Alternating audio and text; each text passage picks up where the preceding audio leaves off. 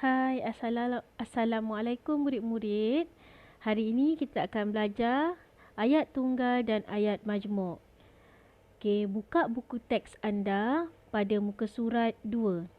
Dengar apa yang akan cikgu baca. Nabila ke dapur.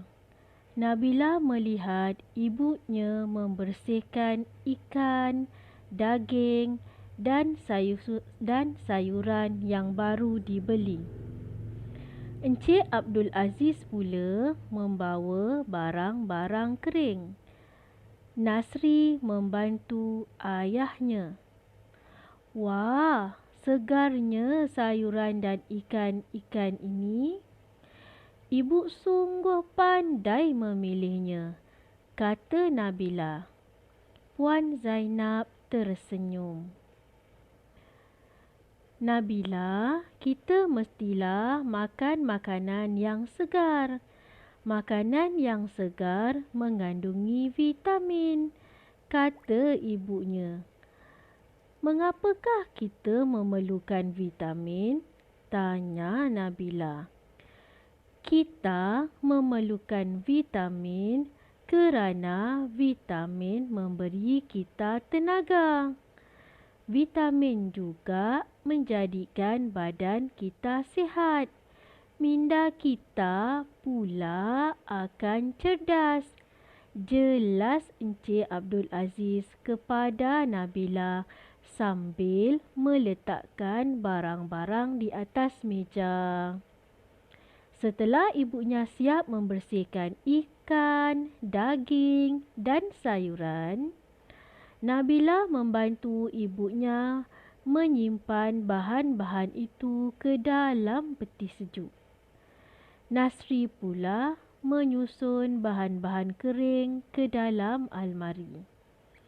Okey murid-murid, setelah dengar bacaan cikgu tadi, mari kita sama-sama lihat mana satu ayat tunggal dan mana satu ayat majmuk yang ada di dalam teks ini. Ayat majmuk yang ada di dalam teks ini menggunakan kata hubung dan, kerana, sambil. Dapat cam tak? Dan, kerana, sambil. Okey. Cuba kita cari dalam teks ini. Okay, dapat lihat tak? Okay, yang pertama ialah perkataan dan. Nabila melihat ibunya membersihkan ikan, daging dan sayuran yang baru dibelinya. Seterusnya, ada tak lagi perkataan dan, kerana atau sambil? Nampak di sini ada dan. Wah, segarnya sayuran dan ikan-ikan ini. Nampak? Dah dua dah kita jumpa. Ayat majmuk yang menggunakan kata hubung dan. Ada lagi tak kata hubung dan? Okey, yang ketiga cikgu minta murid-murid cari. Ingat yang ketiga cikgu minta murid-murid cari. Tadi cikgu dah jumpa di sini dan juga di sini. Di sini dan di sini. Okey, ada satu lagi ayat majmuk menggunakan kata hubung dan. Yang itu cikgu minta murid-murid cari. Okey, seterusnya kita cari ayat majmuk yang menggunakan kata hubung kerana. Cikgu baca. Kita memerlukan vitamin kerana vitamin memberi kita tenaga. Nampak? Kata hubung di situ ialah kerana. Seterusnya, kata hubung yang ada dalam ayat majmuk ini ialah sambil. Dapat lihat tak mana satu? Jawapannya, minda kita pula akan cerdas.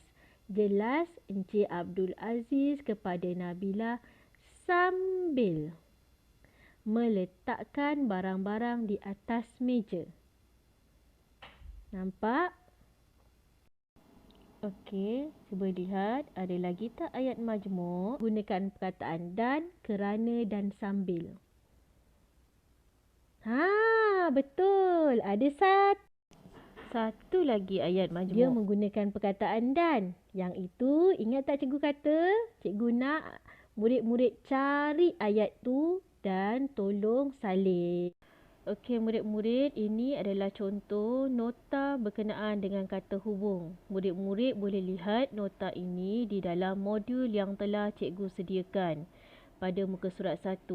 Serta murid-murid semua diminta membuat latihan pada muka surat 3 dan buku aktiviti jilid 1 muka surat 2. Bagi ayat tunggal pula, mana-mana ayat yang tidak mengandungi kata hubung seperti yang telah cikgu katakan tadi dan di dalam nota adalah ayat tunggal.